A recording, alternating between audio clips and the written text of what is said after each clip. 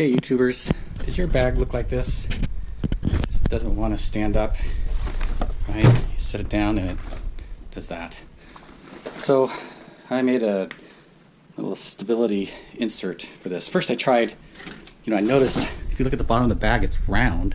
So yeah, no wonder it wants to fall over. So I tried to flatten it out by putting a piece of foam board in there. But after a little while, it did that. So now I've decided to make a cradle for it. So this video is about how to make a stability cradle for your disc golf bag. Okay, so this is my design. Also designed a divider. You can print as many of those as you like. But it consists of these 4 corner pieces, 1, 2, 3, 4, and then I use an arrow shaft, got at Walmart, cut to the right length, and goes together pretty easily. So this is what I'm going to make from right now. So when you go to print, use your slicer, set it up with this orientation with the open cavity facing up, and no supports will be needed. Okay, so while those are printing, I am now going to measure the bottom of my bag. And based on those 3D printed little ends, I need to cut 4 total pieces of carbon fiber. I'm using carbon fiber. You can use any doweling that's about 7.8 millimeters in diameter. You can, I'll talk a little bit about that later as assembly goes, but you can scale the printing. So if it's not exactly 7.8, you're fine. Just scale it appropriately. So how do I measure the bottom of the bag? Okay, it's really dark in there. I'm going to use some twine or some string. First I'm going to measure the back, and then I'm going to measure the length, and then I'm going to measure the width. So the way I do this is I just take this and I'm going to put it in the corners. Back corner there. Sometimes you can feel on the bag kind of seams. So yeah, just go for a seam. So this is a pretty small bag. I wonder if you could do it. Oh, I guess you could do it from the outside as well. So just kind of do that, because that seems to be the same. I'm measuring 260 millimeters. So L here is 260. And let's see what the bottom is. This here is now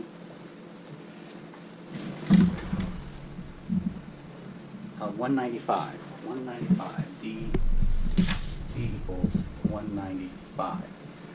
So using my formula here, I will need 2 at 260 minus 10, which would be 250 each, and D minus 30, or 195 minus 30 is 165. All right, that's gonna do it for me. So one of the general rules is to measure twice, cut once. So I'm going to redo this. I'm going to measure seam to seam and it being flat. And when I do it this way, I get up to 215. So I've got D not equal to 195, but 215. And if I subtract 30 off 215, I get 185. Now most bags should be the same. I measured another one of my bags, and 185 is the right answer. So this depth here, 185, will probably work for your bag as well. So here's an arrow shaft. I got this at Walmart. I think it was about $6. I don't know what they are. I got it about a year ago, so I don't know exactly what it is. But Hunter Extreme Lead Sport. And they come in different lengths. I mean, I'm going to need 250 times 2, 500, plus another, so almost 900 millimeters, which this is definitely not 900 millimeters long, so I'm going to, which is 900 is a little less than a meter, so meter is 39 inches, so probably going to need 2 of these.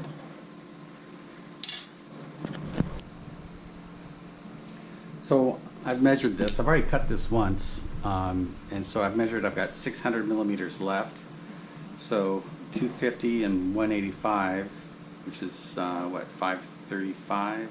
No, or if I did 250 plus 370, it's going to be 620. Still not enough not enough length. So I'm going to do one at 250 and one 185 here.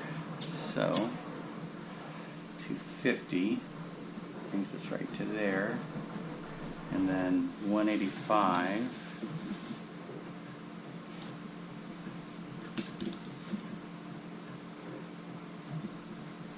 185 brings us to there. And to cut it, I'm going to use this handy dandy saw. You can use pretty much all sorts of saws.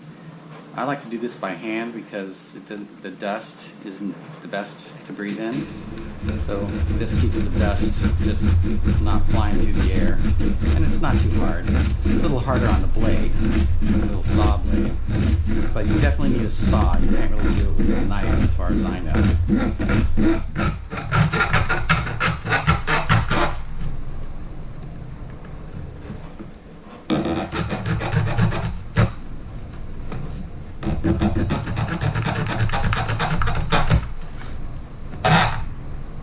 And if I want to kind of go all the way around the edge to keep it from splintering. So that's kind of why I'm rolling it. Don't have to get all the way through, just want to get the edge.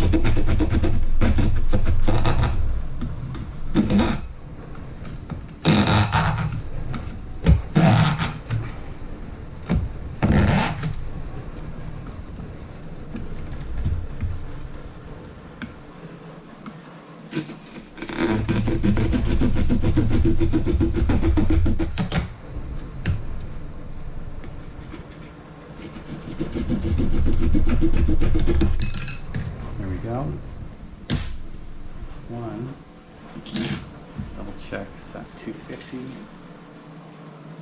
250. The other one's 185. There's the mark.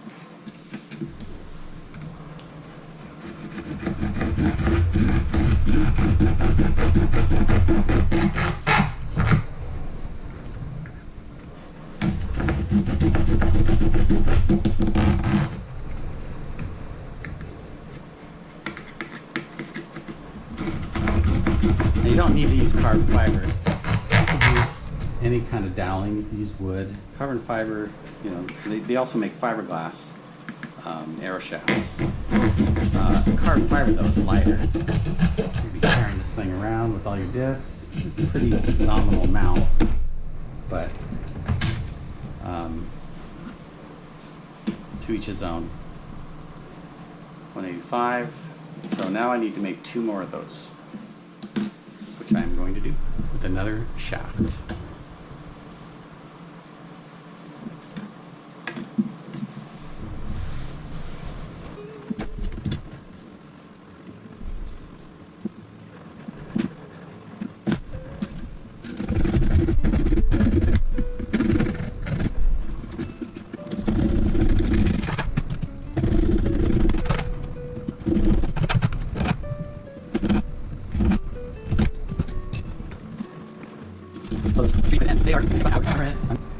I'm using PLA.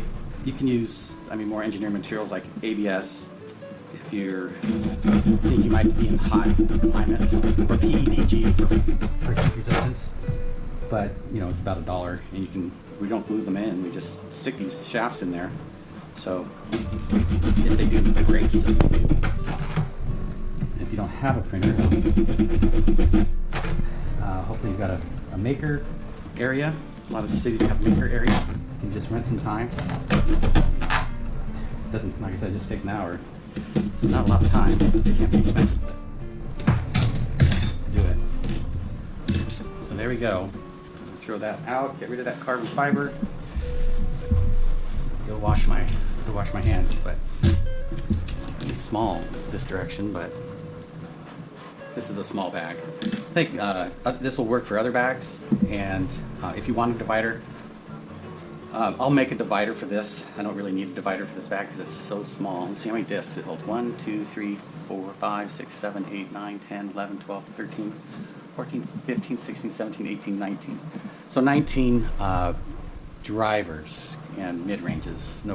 A couple of putters, 2, 3 putters up top. I like this bag though because it's super light and kind of my fun small course bag. But I don't like that it falls over all the time. So here we go. Let's give it a try. See if we can stabilize this bag. So there they are frame. Looks like we got about 35 minutes to go. Okay, let's get to the assembly. These have to face the right direction. Okay. These ones should. There's right and left pieces, so you have to have a right and a left on each of these ends. And let's see. Well, as you can see, I've got some fraying.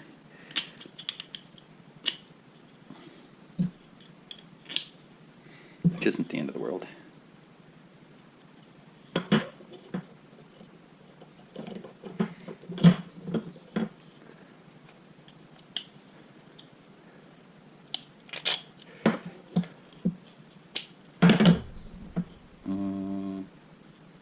Yeah, that looks good. So the idea is that the disc sits in here. There's a little tiny gap to the table at the bottom of the bag. And then put this in the bag. Like so. And you pile all the discs back in there.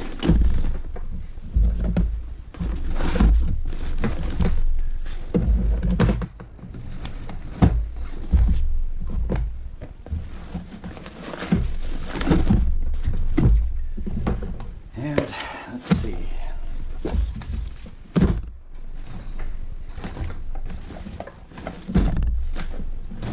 Okay, it can fall over, especially the back. Harder to fall over that way.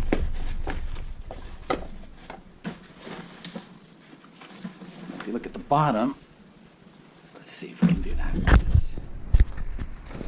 As we look at the bottom, it looks flat because the discs are not sitting on the bottom anymore. All right, well, let me get a divider and stick it in there. Yeah, okay, well, here's the divider. Hot off the press. Oh, look at that. Time to get my bag and unpack those discs.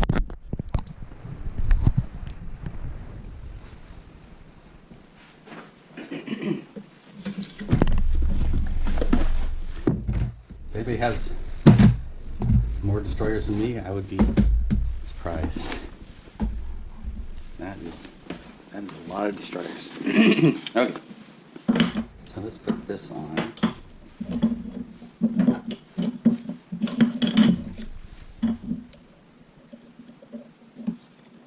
This way.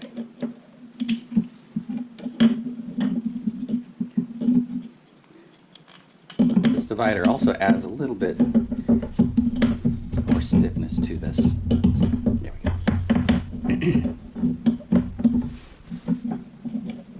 Assembly.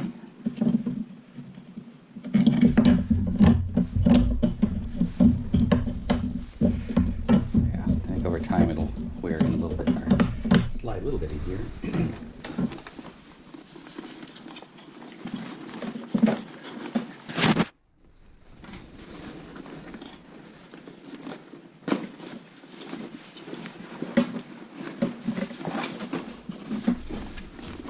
Go. Destroyer. More destroyers. EX destroyers. Ooh. Well, honey, that's a good one. More destroyers. Champion destroyers. Wizard destroyers. Okay, I think that's my destroyers. Now I will do Wild Honey, Leopard, now some fairways like Tesla. Oh, and a lot of craves. I crave the crave. And a balance. Balance is really nice. Great throwing. Okay. So now we have a divider as well.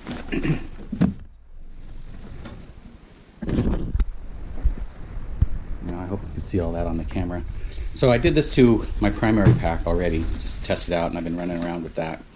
it works pretty good. So, you know, the pack can still go backwards a bit, but if you're on a hill or whatever, it will not really go forwards, tip over forwards. So,